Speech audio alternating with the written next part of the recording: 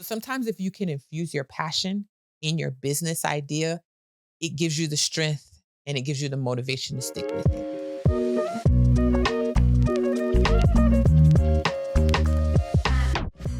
Hi, everybody. Welcome to Pivot and Profit with Priscilla. Today, I want to have a discussion about senior home health care versus pediatric home health care. So, there's a pivotal difference in the two types of home health care. We started out in senior home health care. We purchased a franchise called Nurse Next Door. It was based out of Canada.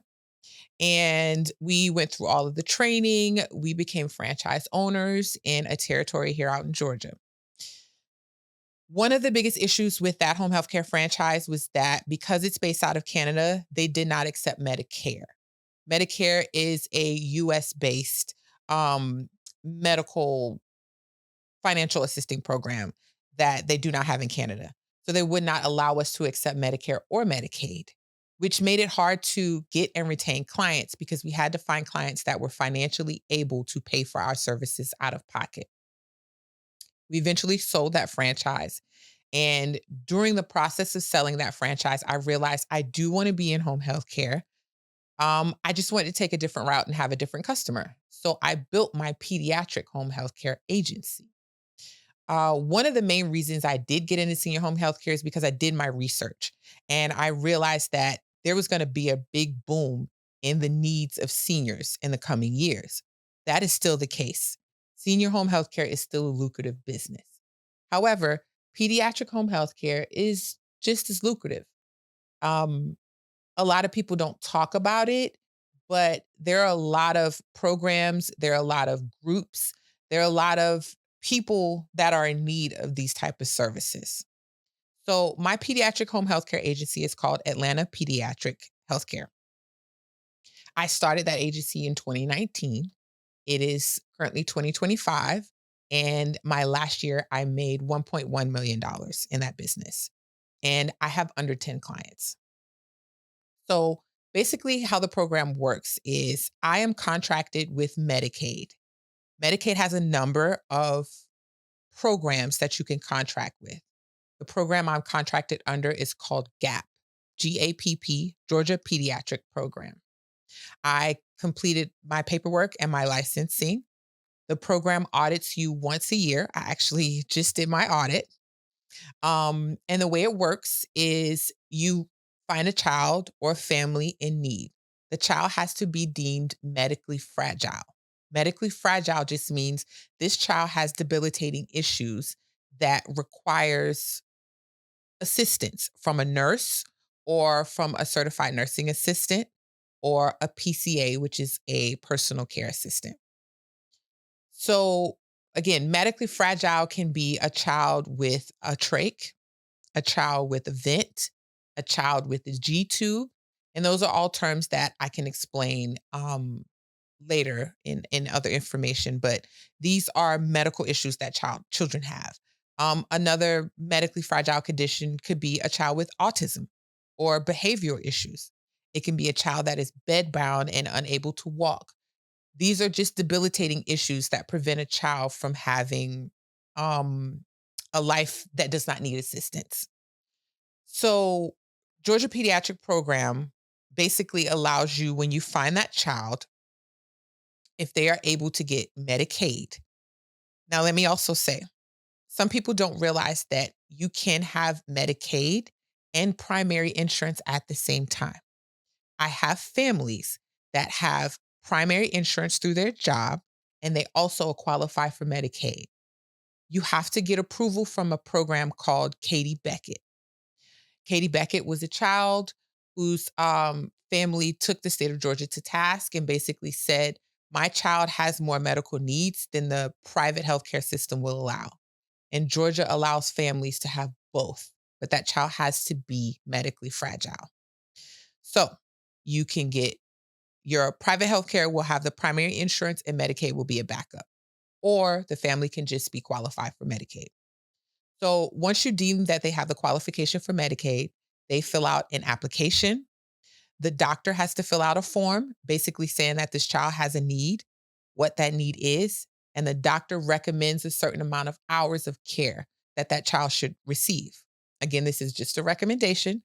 Georgia has to approve it, but the doctor can say this child needs, the highest I've seen is 84 hours a week of nursing care. 84 hours a week is 12 hours a day, 7 days a week. And they could also be approved for those 84 hours of nursing care, as well as 40 hours of unskilled, which is CNA or PCA coverage. So that's somebody with a certification or somebody that's passed a PCA exam. The state of Georgia has now, since COVID, approved parents to cover those unskilled hours. So I have families that have 84 hours of nursing as well as 40 hours of unskilled hours. And the mom is hired on as an employee, and I pay her to cover those hours. So, just like in senior care, because senior care, you can pay family members to care for the senior. This is the same type of situation. We can pay the mom to stay at home essentially and care for that child. So, again, Georgia approves those hours. They may say you need less, they don't often say you need more, but they may either take the doctor's recommendation or they may lower the hours and say you need less hours. That approval takes about 30 days from the date that you put the packet in. Once that approval comes in, you can get right to work. You hire a RN, registered nurse, or an LPN, a licensed practical nurse to cover the nursing hours. You can hire a CNA, certified nursing assistant, a PCA, personal care assistant, or the parent to cover those unskilled hours. So once that's handled, you coordinate schedules with the mom and the care starts. Supervisory visits have to be completed monthly for nurses and biweekly for unskilled hours. You must have a registered nurse to run this program. If you are a registered nurse, which I am not, you have an advantage that a lot of companies don't have because Medicaid does not reimburse for the hours that that registered nurse supervises. So that's not something you can bill for. You can only bill for hours when a nurse is in the home. So part of my cost is paying my registered nurse to go out and do supervisory visits once a month for an LPN and twice a month for CNA, PCA, or the parent. So again, if you are a registered nurse yourself, you can go out and do those supervisory visits yourself. So again, with Georgia Pediatric Program, it's a 30-day approval process. The physician must make the recommendation. Um, you do have to have a registered nurse to supervise the program. And those hours right now are currently being certified for 6 months before you need to do a recertification. And a recertification is just submitting that paperwork once again.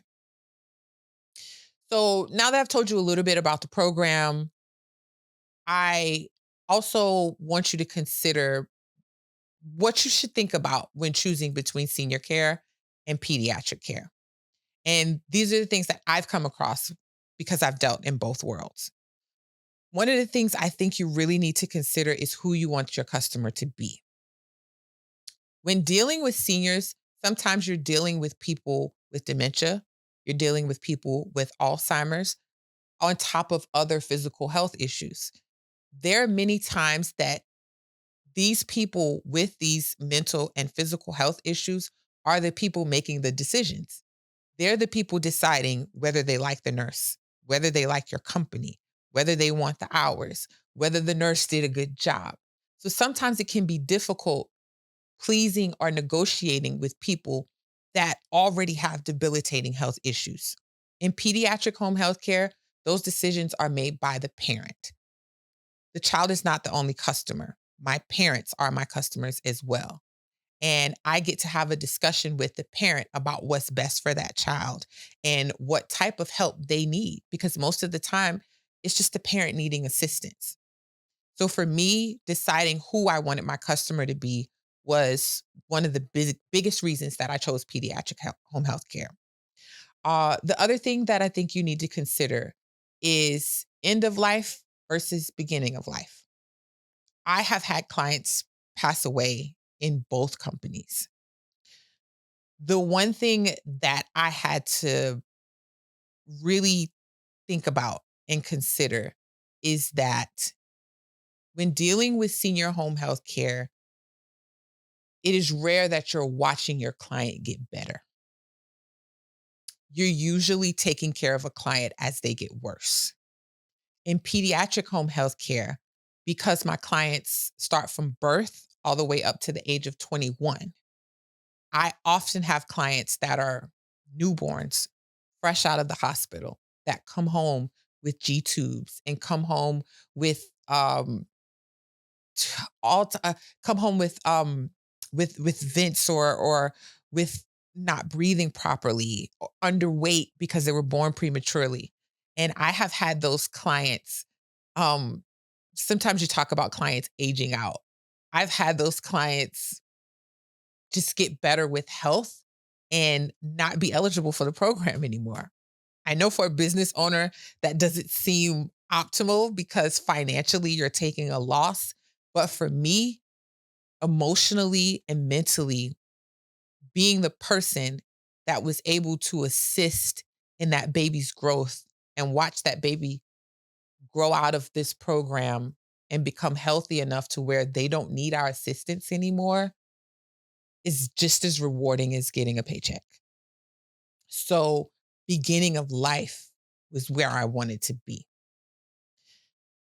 The other thing that I think needs to be discussed is your experience in business. A lot of times we go into business because we want to have a business. We want to be our own boss. We don't want to take direction from anybody else. We want to manage our own time. But we don't necessarily consider the type of experience we want to have while we're running our business. And usually your experience in business is going to determine whether you want to stick with this or not, whether you want to get up in the morning and do this job or not. Same as with your job that you get a paycheck from. So in senior care, there was a lot of experiences that we had that took a huge emotional toll on me. We used to deliver Meals on Wheels for clients. When you're in business, you're going to need a lot of support. And a lot of times you think that support needs to come in the form of bringing you clients or bringing you money. But sometimes you need support in servicing your client. So think about this. We have a senior that doesn't have family, doesn't have other services that support them mentally or emotionally. That senior may not want to go to the senior services center and hang out with other seniors. That senior might not be in a facility where they get to meet other people and get emotionally fed. So we would have clients.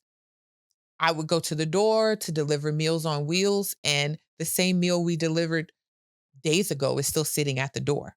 So I know that senior is not eating. I don't have anyone to report that to. I've had clients open the door and have 20 cats in the house, and the smell is just so overwhelming.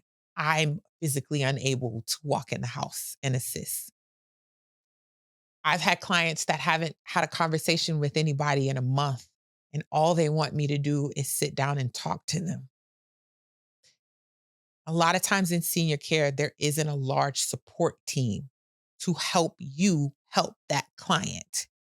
In pediatric home health care, you have I have moms that are in groups. I have moms that are in groups on Facebook, that are in physical groups. I have moms that form groups at their church. I have school systems and teachers that I work with and therapists at the school that I work with. Sometimes my pediatric clients have occupational therapy, they have speech therapy, they have physical therapy in the home. Some of my pediatric clients are on hospice. So, hospice sometimes comes into the home and they provide care. And I work with a team of people to service that client. So, the weight of the care is not just on me. So, I think you also have to think about what experience do you want? I love seniors, I love helping. But I knew as a new business, as a new entrepreneur, I was not able to take on the full weight of what that person would need and try to build a business. Finally, I want to explain why pediatric care.